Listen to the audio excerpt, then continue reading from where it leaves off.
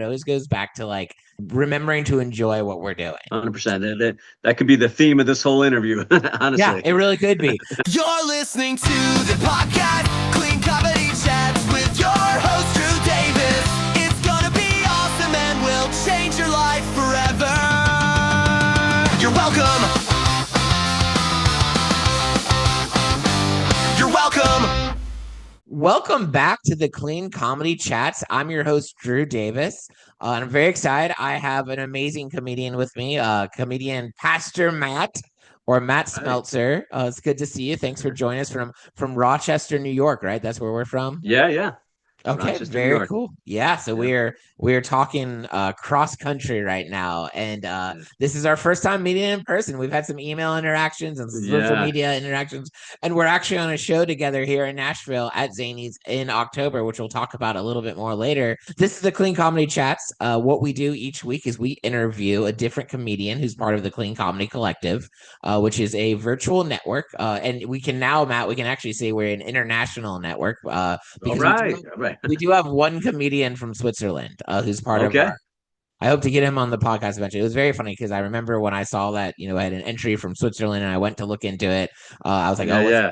what's someone from Switzerland look like or whatever. Definitely just like looks like the frat boy bro dude, like hilarious, very Sure. cool. Sure.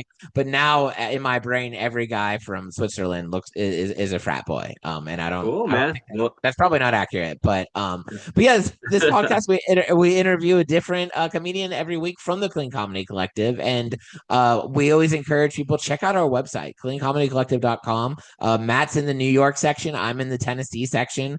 We have comedians from all across the country, maybe someone really close to you, and it might be a great way to discover your new favorite comedian or check out our earlier episodes. We've interviewed comedians from all across the country, and I believe this is episode 23 or 24 now. So we're still going strong. We bring a different comedian every week. So but thank you all for listening. Super excited about Matt he is a comedian. Obviously, because he's on this podcast, he is a cartoonist. He is a actor. He is a producer, show producer, and talk about some of the shows he produces. And as you might know already from the episode title, he is a pastor. He's Pastor Yeah. Matt. So Yeah. um, Spinning a bunch of different plates. yeah. So do you have a plate that's like your favorite or that feels the most normal for you? Like doing all Uh, those things. I don't know if it's like you're in certain moods and certain things, or if there's one thing that just really like, uh, um, man, yeah, man, I think it's more like kind of like a kid mentality where it's just I'm enjoying it all, like a playground, and the worlds collide very often, So I mean, there's wonderful aspects of all of it for sure, but I love it mostly when there's overlap and it just all just works together. yeah. Talk to me a little bit about because this is a shared experience. I'd love to hear from you. What's both a pastor and comedian, and so how do your church people feel about you being a pastor? Do they come to your shows? Do they love having a Yeah. pastor that's like a comedian? Do you do jokes on stage? Like what? Mm. Tell me about the combination. And Yeah. Well, do they ever yeah. come? The other part of it too. Yeah. No, I'll take a couple of those. So yeah, they're very supportive. I love them so much. It's Grace Covenant Church in Rochester, New York. If anyone is driving by and wants to check it out, but it's such a great church family, and some of them have come to the shows, and I think there's a huge trust aspect that they know that when I'm doing a sermon, I'm not trying to be a clown or anything like that, right? So. Yeah. But sometimes just who you are, it'll just come out, right? So, right? I mean, you just being Yeah. authentic, just being authentic. But no, I never plan on telling any jokes when I'm doing a sermon. But very often it's just being authentic, and so, but they've come to shows. They love it. They know who I am. So, I think one of the ways I operate, and it fits really good with the Clean Comedy Collective, is I always operate cleans. So it doesn't matter who comes in. I'm never having like a gulp moment where it's like oh Right. no, right, Yeah, that's good. Because like yeah, they yeah, can come to any of yeah, your shows and they won't be shocked that their yeah, pastor is saying whatever the pastor's saying. Yeah. So right. They can trust me. that's cool. That's good. And that Yeah. and that also makes you as a comedian very marketable. There's something to be said about this. I'm going to say, like, this is a safe comedian to put on the show. They'll be funny, but they also won't say something that, runs people off or whatever. For sure, for sure.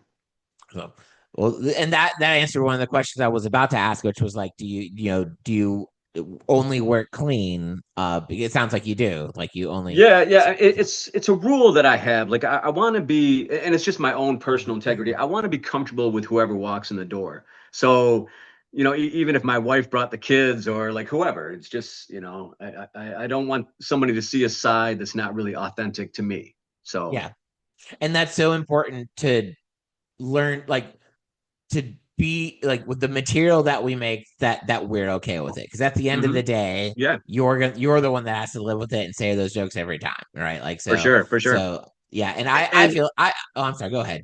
oh, and I was gonna say it's also easier. It's easier to be me than try to fake it, right? Oh, absolutely, yeah. And that's being using your authentic voice is a really important Right, as a right. comedian. A lot I know, like, and maybe you get this from people when talking about because you work clean and stuff like that. And a lot of people will come up to me like, "Oh, I could never do clean," and I'm like, Yeah, "That's yeah. okay. You don't have to."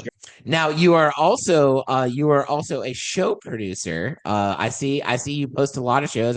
You actually had one maybe this past weekend. And there were like several Clean Comedy Collective Yeah, comedians yeah. on it, and then I saw pictures of it. What was that? Tell me about that show. So that was in a town called Victor, New York. So it was at Forte Studios, and it was a whole clean comedy collective set. So Love that. um, Michael Saltz, he was the headliner, and Johnny B and myself were the other feature acts, and it was amazing, great show, really good turnout, and I always gauge the night just by the laughter, right? So and it was Mhm. laughter all night, so it was cool. It was really cool. Yeah, that's awesome. And like I I only know the three of y'all through like a little bit of interaction, but I was like, man, that seems like a fun lineup. And that's isn't that so much fun when like you're on a great lineup with like friends where it kind of feels like you're just hanging out and there happens to be an Yeah, audience yeah. around, right? Well, Johnny B is right in my area, so we'll collaborate a lot. But this was our first time working with Michael, and he's hilarious. So I would encourage people to go check him out on the Comedy Collective New York section too. But yeah, Yeah, just check yeah. out check out Michael and Johnny B. Both are very funny. I love that. And anyone who's listening, you can go to our site, cleancomedycollective.com. You can go to New Yeah. York, and then you can see the we have little cards for each comedian, almost like in my brain, it's like Hmm, baseball cards hmm. for each comedians. And then when you hover over it, it switches, and then you can go straight to their website and learn more about them that way, which is awesome. Now, but you produce a lot of fundraiser shows, right? Yeah, yeah. I mean, that's really where my heart is at. In some ways, I find it's almost like a win-win, right? Right, because it's like, Mhm. yeah, I mean, people are coming. It's for a great cause, and already you have the win of supporting something that you believe in. So Yeah, I run a homeless shelter, so I've done some shows for that. Just a lot of different ones. But but yeah, I gravitate towards that. Mhm. It's and sometimes I get a little extra boost of passion when I'm coming up with all the work that it takes to produce a show. But when it's for a cause that I really believe in, there's like a little extra Absolutely. motivation. I You love know. that. I love when I get to do a fundraiser show or show for a good cause or like a charity, because you're right. In Uh-huh. addition to, I mean, any comedian when they're performing, it's like, well, you get to help these people have a great time and a cool Yeah, yeah, experience and fun. But then there's also the added of, oh, and like the work we're doing is helping this cause, and that's just an sure. added, yeah. So that you can't beat that. I'm impressed with your fundraiser shows. I'm going to use because we're on one. We're on one in October 27th at Zane. Yep, Right, I think it's October 27th. Yeah, yep, yep, at Zanies. It's a yep. fundraiser show for the Nashville Rescue mission. Yeah, Um, yeah, and and I'm really impressed that like you got one going at like our top comedy club, like, and not just Nashville's top comedy club, but Zanies is the top in the yeah, yeah. South, right? And so, and I see a lot. I see a lot of cool places that you run shows. So I'm interested in the process of like how do you go about like creating such a big event, they don't just let anyone, like start a show there. As well, they shouldn't, by the way. But like, so I didn't. That was something I was interested. Like, man, he's not just doing fundraiser shows. He's doing fundraiser shows at like top comedy clubs, and Yeah. I think that's cool, and that's something worth talking about. Like, I don't know if you had. Yo, no, sure. I think I'm trying to. There's not an exact formula. I think it's caring for all of the parties. So, first it's, talking to the group that we're fundraising for. Mhm. So the rescue mission, is this something you'd be interested in? And usually that's a no-brainer. Like, so they were good with it. But approaching Zanies, I think the mindset was, is there like a night where maybe it's a little bit slower, where it wouldn't conflict. So on this particular one, I chose, we landed on a Tuesday. It's Tuesday, October 27th. It's in the lab. And I think another thing, we started planning it months and months ahead so that we can anticipate selling it out. Yeah. Right. So I guess just making it good for all of the parties. Yeah. Right. So it's not just calling them up where the interest is just on me. Right. Right. And That's a good way to look at it. Whenever we're doing something like producing a show, make sure everybody's winning. Sure. Yeah. So, Yeah. yeah. So, And it's man, such a cool lineup. I mean, I think I was just about to say that. we didn't mention that. This lineup is really cool. Yeah, it's Rick Roberts is headlining. No. He's featuring, and then Brian Bates is headlining, right? Yeah, I mean, And then both you're of on. them are Yeah. going to be doing about like 40 minutes. Yeah, Okay, so yeah, I'm so excited about the show, and so by the way, people listening from Nashville, October 27th, go ahead and get your tickets now. It's going to be a great show. It's going to be a lot of fun. But what's super fun for me is so way back. I mean, probably like a decade ago, maybe more. I took Rick Roberts like comedy classes. Like I did 2 out of 3 of them. I was young enough at the time. I was like, I don't need to do the business class. In hindsight, I should have done the business class, but I did the writing and then I did the performing class. And I remember Brian Bates was kind of always there, and I think he like helped out with the class, but like I think he probably was also there to learn as well, just kind of help out in areas he needs. But I mean, him and Rick and friends were friends, and both so those are great guys. I'm so excited to because they're kind of staples in the Nashville comedy scene. So it's fun for me because they have been instrumental to my own comedy development, literally taking classes or just watching or talking. And so like it'll be a cool show. Like I'm just hosting, but I'm excited to be around. I'm also a graduate of Rick Roberts. So cool. So when I first got into comedy, I took all his classes. I mean, I started absorbing just classes, but Rick's he's so like methodical with like just the stuff that he teaches. If anyone, because I think he saved a lot of his podcasts.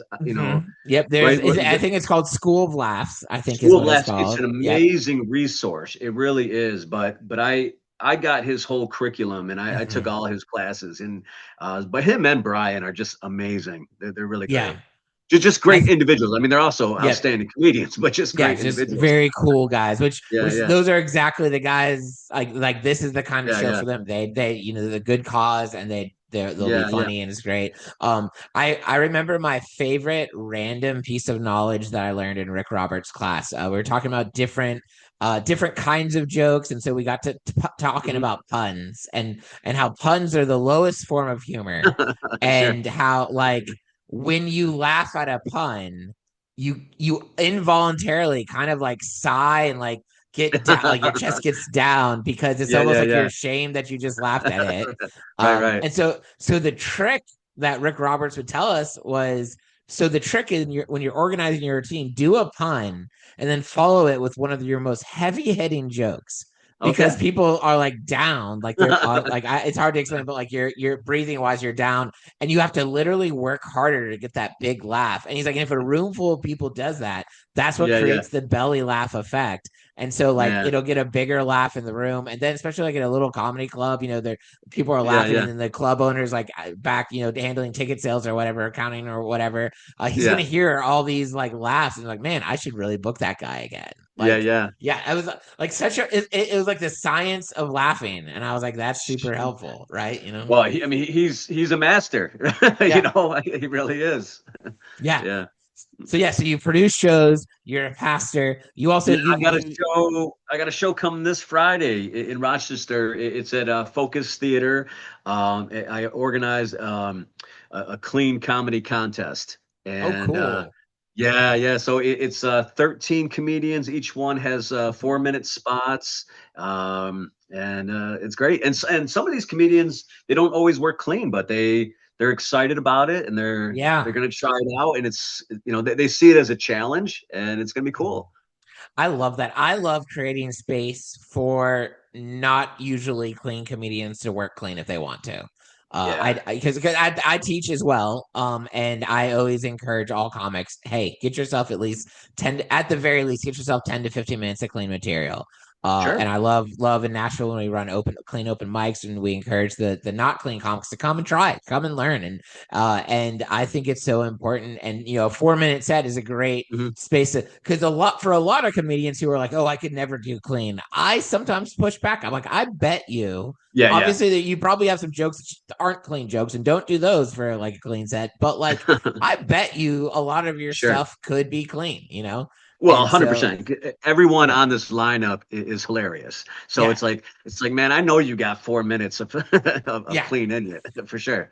So how are they gonna is it like an audience vote? So you have judges? Are you gonna just pick the winner? Like how do you win the It's contest? going to be based on audience. Yeah. So I have a Cool. scorecard, and there's a guy that's going to be doing a guest spot, Hmm. um, like a 15-minute spot while I'm counting up the votes. But it's going to be tallied based on the audience, and a deduction if they go over the 4 minutes, Hmm. That's good. and a deduction if it's not clean. So Yeah, that's good.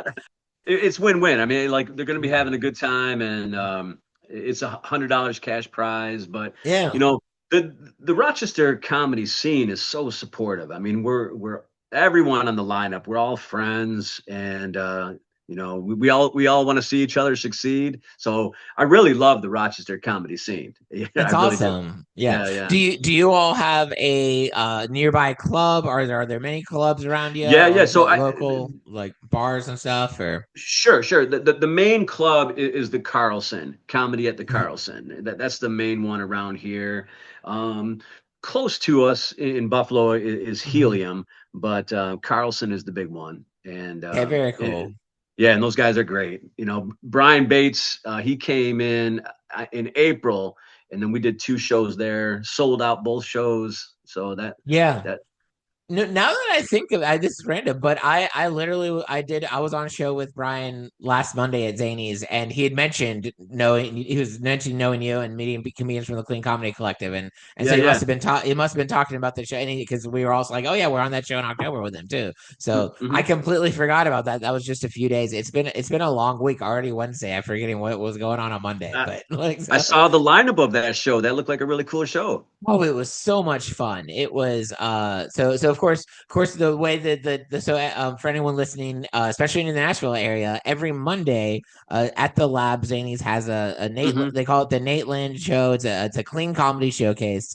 And what's really cool about it is you can kind of assume that you're gonna see a couple in our area bigger clean comedians. So like right off the bat on that show, John Christ opened it up and Brian Bates closed it out, Yeah, right? So yeah, like they're already that's I yeah. don't think it's an expensive show. I think it's like $5 tickets or whatever, but like that's That's already worth awesome. it right there, right? For sure, Um for sure. but what was super fun for me was the whole lineup was just friends of mine, people also aside Yeah. from like people that are also in the Clean Comedy Collective, and everyone had a good set, but it was a cool hang in the green room. Like people were Hmm. so yeah, so it was I left just thinking like, man, that was I think I might have said I alluded to this earlier, but it felt like I was just hanging out with my friends, and then like there was an audience there too, and we took I turns love telling it. those I jokes. love So it. yeah, So, um, little plug, I'm going to be doing that before our show.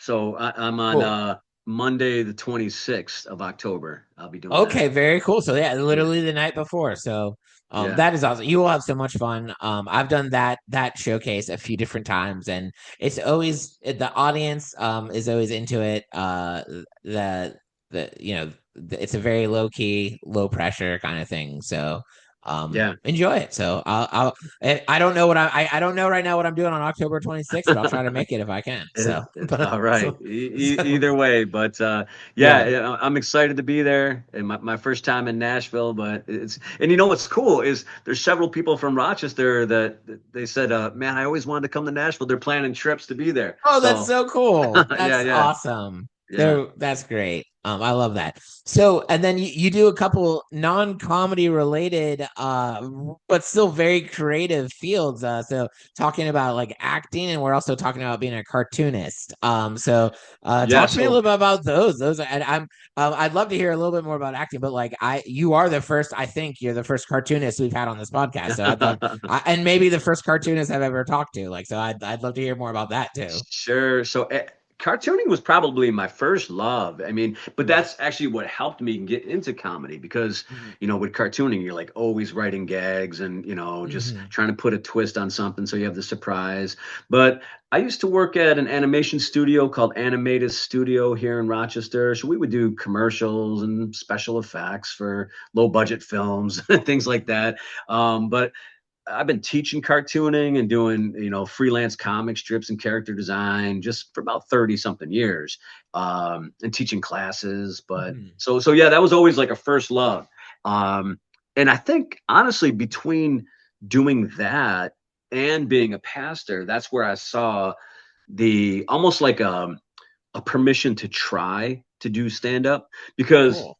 being a pastor, you're in front of people all the time. So I didn't have that inhibition like a stage fright, right? So it was like Mhm. I was already good with that aspect. And then the writing gags, I could kind of feel like these puzzle pieces coming together. Mhm. So, and you know what? Honestly, I think my age has given me some an element of success because I'm not trying to live for anyone's approval, That right? is, listen, you know, I can speak to that personally about like when I started comedy in my early 20s, there was so much just trying to get everyone to like me, whether it was the yeah, audience, man. the other comedians, at times myself, like just it was such a motivating factor. And I've seen just even, once you get to your 30s and as you get close, like for me, closer to the 40s, yeah, the older you get, the less that kind of stuff bothers you. So Yeah, I mean, it is a gift. right. Like I always want to work with excellence. I'm writing every day and practicing, but at the end of the day, it's like if you don't like me, then like whatever, Yeah. you know. So Yeah, yeah. and so like the acting, so that's been I did a commercial for Comedy Central back in the Cool. 90s. And I did some. I played Satan on a Christian film. Oh, So nice. That's gotta be an interesting thing to tell right, your friends. yeah, Were you you know, also a pastor at the time where you could say at I, church I that was you I was like a youth pastor at the time. oh, oh, that makes more sense then. We get Yeah, but confused that, for that was Satan a lot. that was a cool role. I mean, I was glad when it was over. Yeah. Oh, I'm still here. I accidentally turned off my video. Sorry about that. Yeah. Mhm. Because getting into character, I was glad when that role was over. But no, Oh just yeah.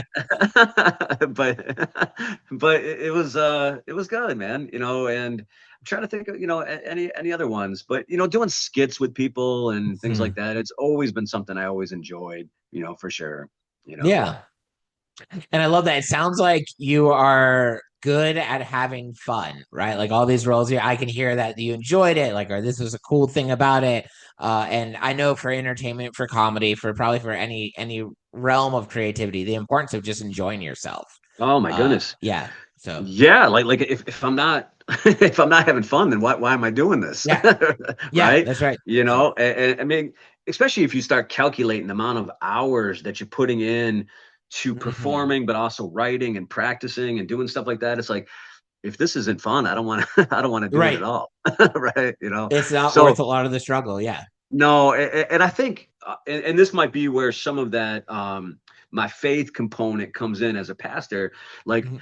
I think it's so special to help people laugh and have fun, Hmm. right? So like even Yeah. before I go into a show, a lot of people that know me in the area, like they know that I'll say like a little prayer just to help me bring joy to some people, Hmm. because I often think there's some people out there, they're just having a hard day. Yeah. I mean, just having a hard time, and if you can make them smile or laugh, then it's like job done, man. Yeah. I did good. It is so like, yeah, they're laughing is so healing or so healthy. And as a pastor, oftentimes people will come to you and your words or listening to them is a way that you can help heal and help them and stuff like Sure. that. Yeah. But sometimes we don't need words. We don't need someone to listen to No. us. But like what we need is to sit down and just laugh and have a good time, And so It's there's, like a yeah, mental, like a little mental vacation. yeah, Like absolutely. you got me away from the problems that I was facing for a Hmm. little while. Actually, I'll put a little kudos your way. I'll give you some flowers. So I keep a journal of just really, I guess, integral things that help me. Yeah. And you said something in an interview, I think a couple weeks ago, that I put in my journal, and Oh, you said, really? yeah, you said, is the juice worth the squeeze? And I thought it was so cool because it's like, it's talking about like, is this effort really worth the output? Hmm. Right. So if the Yeah. output's not fun, then I don't want to do it. Right. Yeah, absolutely. And that was man, I don't know. I don't remember the context of what I said that, but like I do feel like sometimes with there was a point where like I was really pushing hard full-time entertainment, Yeah. and Yeah. I kind Yeah. of that the question was like, is it really worth all of what all the stress and the Yeah. struggle and stuff like that? And for me, I was like, I'm gonna step back a little bit and then it's gonna be more fun. And I've seen that to Yeah. For be sure. true a little bit. So I think that's important. And thank you for that. That's cool. I'm glad something I say here makes Well, some, it was a really cool statement, but I think it's also it's indicative of my approach. Like I'm Mhm. always trying to just I don't know, man. It's like just absorbing. Like Yeah. I love this comedy journey so much. Mhm. Like it's just an obsession. So, Yeah, you know, it's like a rabbit hole. The more you get into it, the more that there's there. yeah, It's so yeah. fantastic. So I let me talk to you a little about your comedy journey. And then here's the first question I have about that. Only because I'm relating to my own experience. I'm wondering if you've had a similar experience, and it's Mhm. totally okay if you haven't. But um I feel like when I look back to when I started doing comedy, and I was a youth pastor at the time as well, doing comedy and everything I learned through stand up comedy ended up helping me be a better pastor. Not and Oh, I'm not even talking about like preaching and adding jokes and knowing mhm, and that kind of stuff. Just being naturally funny. I'm talking about through the process of comedy. For me, it helped me be more accepting and more tolerant and more loving, mhm. just more understanding of people. So I was wondering if you feel like in some ways the process of following comedy, doing comedy, learning comedy, this entire like you said, this whole thing of comedy, if that's impacted your ministry positively. Yeah, Or yeah. I and think if the opposite is true as well. So sure. No, I think it definitely has helped. And that's what I was saying in the beginning. Like I really love the Mhm. overlaps on just the different ways. Mhm.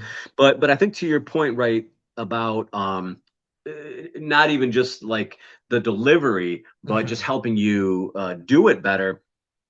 Approach I have with comedy is I keep remembering it's not really about me, and that's kind of a shift of perspective because you're in front of everyone. So sometimes you think it's all about you, but Yeah. really I have to be attuning to the audience, and it's about them, right? And Yeah, for so sure. I had that's taken me a while to really get a hold of and learn. But the more I can keep in mind that it's really about the audience and it's not about me, then my performance is always better. And so if I keep that same perspective with anyone that I'm teaching, then yeah, it's Yeah. good. But I think even in the way I approach writing, because if you have a premise for a joke that's not even really understandable, like people are going to be like, I don't know what he's talking about. Yeah, Right. for sure. Right. Yeah. And then if I delivered a sermon and they're driving home and it's like, nice guy, but I don't know what he was talking about. Right. So it helps me like always. Sometimes I put myself in like the audience perspective, right. Or the congregation's perspective. Like, okay, how is this coming across to them? Right. And you're probably more aware of it than other pastors. Like it's especially, I mean, church congregations to their pastors on Sunday morning are so nice. You're not going to get a heckler. Probably you're probably not going to, Right. so like Sure. it is. And yeah, sure. Some people might send you an email later, be like, well, this is what I thought about your message, but the majority of them are just kind Yeah. of Yeah. accept it. Like that was the Sunday message. And Mhm. like, it is so easy to just go through an entire ministry and preach every week, teach every week, and say a lot and also say a lot of nothing for the longest. Sure. And just everyone's Yeah. kind of cool with it. He's doing his thing. So, but I feel like comedy and the importance of like reading the room, reading the audience, picking up on people's reactions. I Yeah. know when I was preaching, it kind of helped me. And when I was teaching, it helped me be more cognizant of when I'm losing people or when I'm like, Yeah. is this something that actually applies to, because you can't explain it, but you just know it better because you're better at reading the room. Do you know something that I think really helped, and it might even be the other way around, is Mm. where the preaching actually helped with this, because I first started preaching with through a street ministry, so it wasn't even It's in a a tough formal. audience. Yeah. Right. Because you could have someone just yelling at you from the street, or like Yeah. I remember one time someone was yelling something from a window in a building, but if you can like not let that rattle Mm. you, right, and just kind of and being willing to shift gears. I remember one time I was preaching at a homeless shelter, and someone said, "Yeah, but what about this?" And I put down my sermon and I said, "Okay, well, let's talk about that." Right. Yeah. I love that. And but I think that has helped me a lot in the Mhm. comedy world too. You Yeah. know, And I feel like ministry or just I don't I'm sure it's more than just folks that work in ministry that can apply this, but like I feel like it's a skill set that you have when you're in ministry, really helps you to relate to people and to connect to people and talk to people and understand people. And that helps so much when you're interacting in comedy, especially like at open mics with like other comedians with others, and I feel like it gives insight. That yeah, for Yeah, so sure, I feel like for that's sure. helped me with the just connecting with people a little bit. But so now I'm interested in your comedy. Also, how long have you been doing comedy? I want to say in my brain you're like a bit newer to it. I Oh, never. I am. It's interesting Yeah, because it's like when I landed, it was almost like I've been here for a while because of, it was almost like the right lane and it's just been going. But it's been a few years. I would say maybe like 2.5, 2 years. okay, You so know. yeah, but you've really hit the ground running. Oh Like you man. found the things that you're doing well at, and you're leaning It, into those, and that's something really cool. So yeah. in. It was honestly it was like some of the pieces were already there.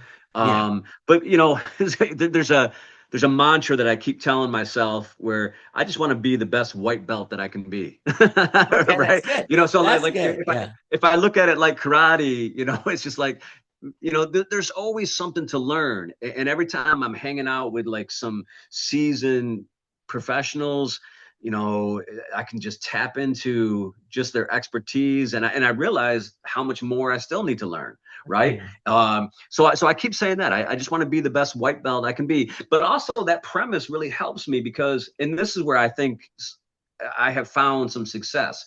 I don't overextend myself.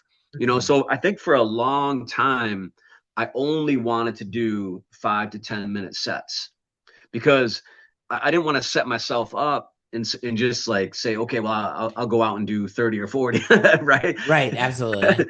Right. And because right now it has taken me about 2 years to get to that point where I can Yeah. where I can do that. Yeah. And And I appreciate that about you because when I first started, especially my first year, but even my second year, yeah. probably my attitude was, well, because I started preaching when I was like 16. So I was like, Yeah. oh, I've spoken for longer, 30, Yeah. 45 Yeah. minutes. Yeah. But in comedy, the skill is, yeah, Yeah, man. anyone can speak for 30 minutes, but can Yeah. you be funny and get laughs regularly for 30 minutes? Right. And for newer comedians listening, it's not an absolute science, but the statistics that people do go with are like trying to get a laugh every 10 to 15 seconds, Yeah. Yeah. and if it goes longer, it just needs to be a bigger laugh. But like that is harder than just speaking for 30 minutes, and Yeah. so So even though I'm relatively new in it, I think my foundation has been really good, and that's helped me a lot. And I have really taken my time just trying to be an opener. Like yeah, talking to comedians and finding out, do you mind if I open for you? And not even caring if I'm getting paid. like yeah, just I just want stage time, right? So like just that hunger for real stage time, yeah. and just having, that gratitude and humility and just being coachable. I Yeah, think that helps a lot, right? makes such a So difference. And that is a fun part about doing comedy is when you surround yourself with, like, when you're on a show. I actually like being on a show where it's very obvious to me that I am not the most experienced or most skilled or sure. funniest, because then you get to look around and you see how people are doing it, or maybe like that next level, and it's like, oh, that's what I want to learn how to do that, or I see Yeah, that. yeah. Yeah, I did. I was on a show several years ago. And it was a very formative moment for me because I was the opener. I wasn't the host, but I was like just the first one. And then following me was a local comedian. I don't think he does it as much here, but his name's Jim Seward, and he was absolutely Hmm. hysterical. And then following Jim Seward was Dusty Slay, absolutely hysterical. Yeah, And yeah. but I got up, so I went first before them, and I did have a really good like 10-15 minute set. Like in my Yeah. head, it was like one of the best I'd ever, I remember getting off, being like, man, I just absolutely killed. Like that was so Sure, good. sure. And then with both the following comedians, there was just so much more laughter Yeah. from their routines because they were just so much more experienced, and it was a great Oh. room and they were working it. And I remember my takeaway from that show was like, okay, I did good for where I'm at right now, but Mhm. there I can get better. Oh my goodness, yeah. Like and I thought, and I think back to that show frequently because I'm sure there's been other times where I've walked out and like that I was just God's gift to this room. That was the best, Right, right, and like right, I right. think as a comedian, it's important to have that objectivity to be like, okay, this was good, but how do we make it better, kind of thing. And so, and Yeah, yeah. I don't know if you'll ever get to a point where you'll be like, well, I've made it. I'm the best. This is the I best don't it's gonna get. So, I don't uh, know, man. I probably not. yeah, so I don't know. Yeah, but I haven't gotten to that point yet. I don't think Yeah, I've listened to any comedian who said they've gotten to that point yet. But yeah, so a question about your comedy journey, and it's twofold. I like is that you can give me two answers. I want to know like this the coolest and most exciting and awesomest moment that you've had since you've been doing comedy related. And then I'd also love to hear like what's one of the biggest challenges you've had to deal with in your 2 or so years of doing comedy. yeah. So I'll start with one of the coolest things. So so this is going to be about Brian Bates, Okay. right? So he was scheduled to come to Rochester for a show, and he actually came with Nate Mhm. and performed at one of our arenas around here. And my wife and I went and saw him, and I think I messaged him or something and just said, man, the show was fantastic. He hit me back right away. I mean, just so personable, just so personable. And I saw that he was performing about 5 hours from me in Canada at a church, and the whole church, it was a function Mhm. about Guatemala, because the church was doing some kind of mission work there. And I told him, I said, look, I used to live in Guatemala as a missionary, and I'll go there and open for you if the pastor agrees, and I don't even need to get paid. And Oh, cool. yeah, yeah. So he reached out and he messaged me back and he said, yeah, it's a go. So I drove 5 hours to do 5 minutes, Mhm. but it was amazing, right? I mean, so it's kind of like one of those things is like, yes, for me, it's worth it because I got to work with someone at that caliber, Mhm. right? And it was a whole different kind of environment because before that I was doing like just clubs, and that is a little bit about one of the difficulties. So as a preacher, I can usually see people, right? Mhm. And at a club, that was an adjustment where it's all dark, and the light is Mhm. on you, right? And I was like, oh my goodness, like that was such a strange adjustment because I like seeing people's faces and Yep. relating to them. So the first time I started doing that in the complete darkness, that was hard for me. And some clubs just vary in their level of darkness, right? Yeah, Right. yeah, But that's very true. Some comedians, like some of the headliners, sometimes that we're in, a bunch like, "Hey, turn on the lights. Let me ask these people." oh man, I've never done I that would. myself, but I've heard comedians. I've been on a show before. We're like, you know what? Just let me look at these people real quick. I'm like, I think that's a Jeez. headliner move. I don't think you can just do that when Oh you're like opening or man, featuring. I So hate that. So that's always been an adjustment for me where I can't see anyone. I just see a light, and I don't like yeah. that at all because part of it is I like seeing your expressions. I like seeing Hmm. you laugh, or if I said something at a recent show, I said something and the wife nudges the husband, and it was like Yeah. that was cool because it's like I could tell that he maybe was doing some of the same things that I was mentioning or something, right? Yeah. You know, Absolutely. you know. Yeah, so that's a good point, and you're right. And then you get to a point where, like, with when you're doing, dark clubs where you can't see anyone, or even like theaters where you can't see Yeah, everyone, yeah, yeah. like you learn your jokes well enough to know the reaction that people are probably having, so you can play off of it where you can look into the darkness like you're looking at someone. Seven Sure. people think you're looking at them, and Yeah, then you yeah. can like react to what people normally react to with that joke, and then they think it's super cool because they feel like you've seen them, but then it's not the Yeah, same. It's yeah. performance. Like it's not like Sure, you're sure. actually seeing and connecting with the people though. So yeah. But Um, so I think so. I think that was probably one of my coolest moments. And then mhm, there's another I think Tennessee comedian, Brad Stein. He came to town, and I opened for him in Rochester and Buffalo. So that was really cool too. mhm. So yeah, I mean just a lot of cool opportunities, and there's some amazing local comedians that I've had the Mhm. pleasure of being on their shows as well. So Yeah. I so love, yeah, you get to do a lot of cool things doing this. You get to meet a lot of cool people. You get to go to a lot of cool or weird places that make yeah, for fun stories. But yeah, it always goes back to like remembering to enjoy what we're doing. 100 Um, 100%. That could be the theme of this whole interview, Yeah, honestly. it really could be. And but what I've seen as I've like what I've seen as I've worked with more professional comedians is remembering to enjoy yourself. The further you go, the more important it is to keep that, because I feel like I started teaching a new session of my stand-up class just yesterday, and I was telling this to Yeah. them.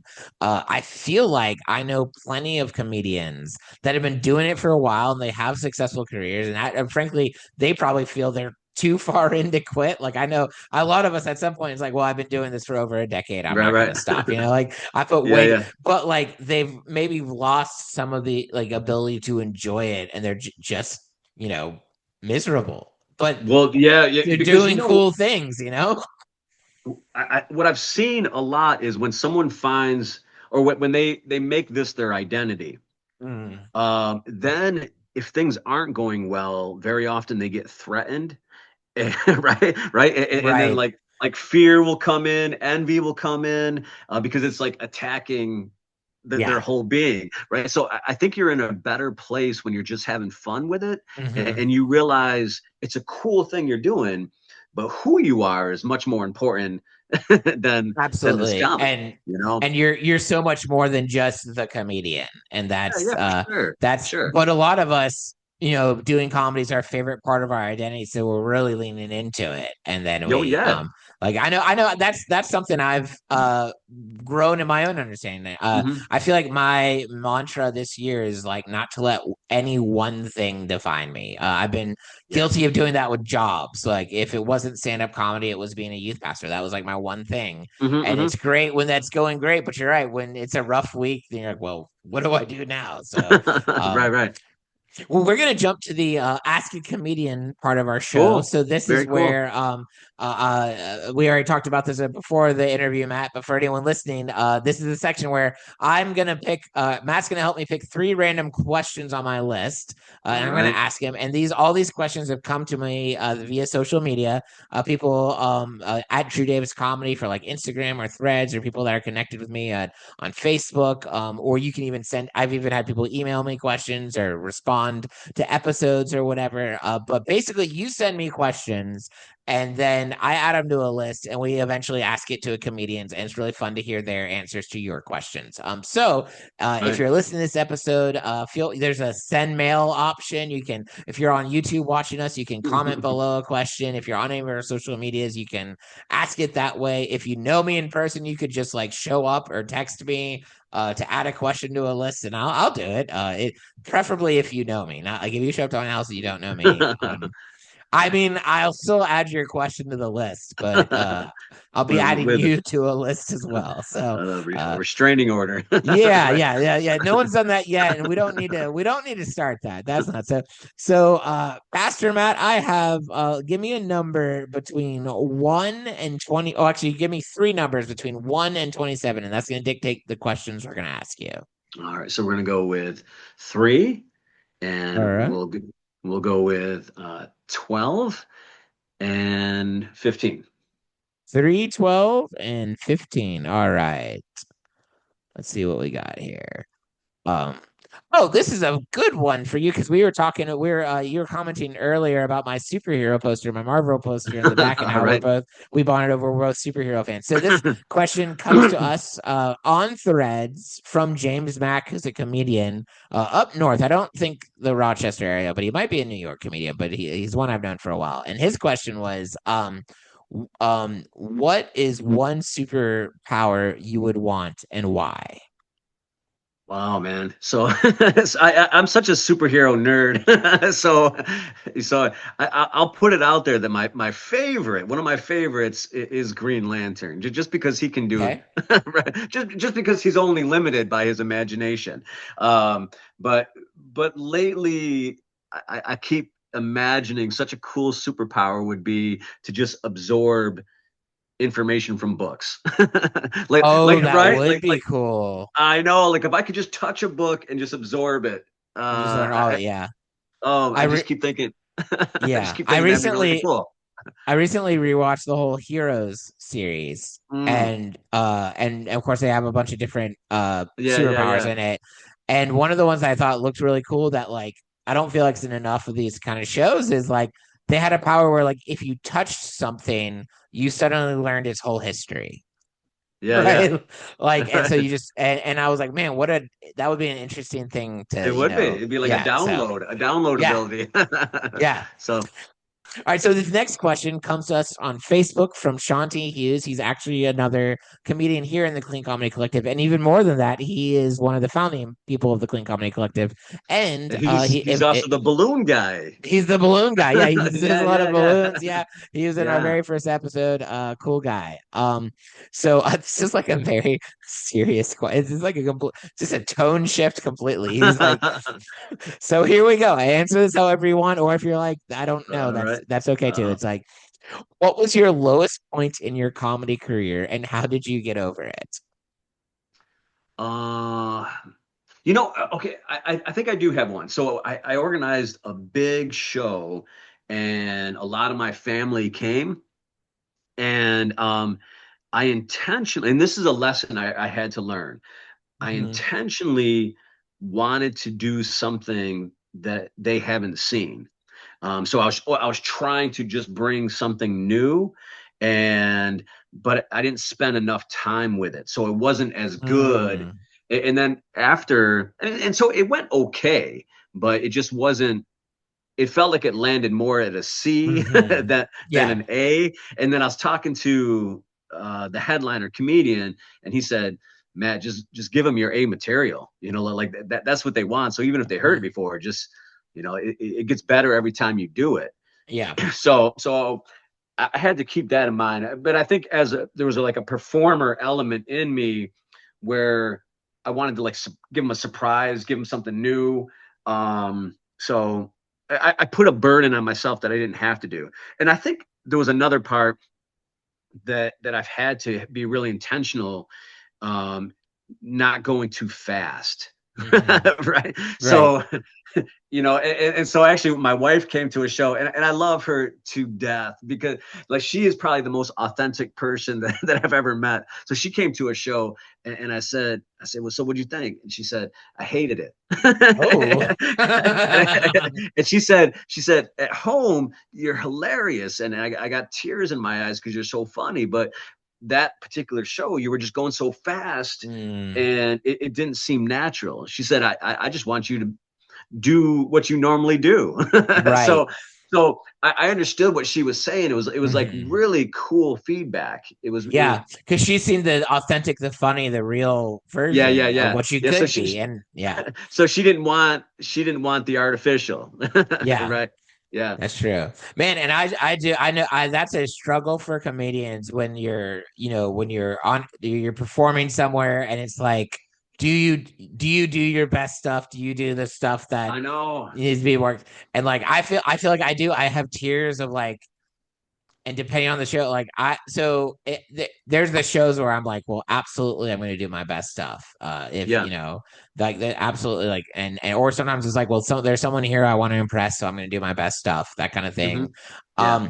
But I also give myself permission, on like sometimes with local shows, like if it's a free local show with an Sure. audience, if there's been stuff I've been trying at open mics that has been doing well, Yeah. Yeah. but maybe it's like my B list material, BC list, but I'll put it in the middle of my act. I'll say, you know what, we're gonna Yeah. try some stuff that might not work, but still for me, like if it's a show, I'm not I don't feel super comfortable trying brand new stuff. Yeah. Like and Yeah. just going for it. Now I have friends, and in their defense, they have less time to go to open mics and work stuff out because they're Mhm. traveling and touring so much. So they actually have a significant, like a special part of their routine each night where they're going to try out some new jokes, but then they get right back onto the stuff that they know works. And That's that's how they cool. kind of, yeah. And so there's a skill to that, Yeah. but Yeah. yeah, so, but I'm always second guessing myself. Wow, should I do should I do the best stuff? Should I try something Yeah. new? Yeah. Yeah. And yeah, There's but so much to learn, all the time. And that's what I mhm, mean about just being the best white belt. Because even when I'm hanging out with mhm, seasoned pros and I've seen some of their sets like 100 mhm. times, but then I'll see them mixing it up, right? Yep. And they're like, changing up their whole lineup. And it's like, oh, but there's like a whole different thought process that they're going through. And so sometimes I'll play with, all that as well. Yeah. And And it's fun. It's like the skill of comedy is a very fun thing to figure out. yeah, So yeah. um okay, last question. This comes from a fellow Clean Comedy Collective comedian who's also been on this podcast, Chrissy Isles. And her question is, do you have an outfit that you exclusively travel in? Like when you're traveling, do you have a specific outfit? Oh, you just to go to the show? Just go to the show. Maybe if it's a road gig, it's one you're gonna wear on the Oh, road. So nah, man. just yeah, I feel like no, that fellas usually don't. Like, no, just I lean towards comfort. So it'd probably just be just an old pair of baggy jeans and whatever t-shirt feels comfortable. But yeah, you know, but no, I don't have travel clothes. no, me Yeah. neither. And I think part of that might depend on like what you wear to perform. Like for me, I'm mostly in jeans and t-shirts when I perform Uh-huh. anyway. So what I travel in is what I could perform in. So, Yeah, but yeah. Now, sometimes I have played with just the aspect that I'm a pastor. So sometimes I'll go mhm, in clergy clothing. that's Um, right. I forgot. Yeah, yeah, yeah. But it's never making fun of clergy. It's just, it's who I am. So sometimes if I yeah, feel like wearing it, I'll wear it.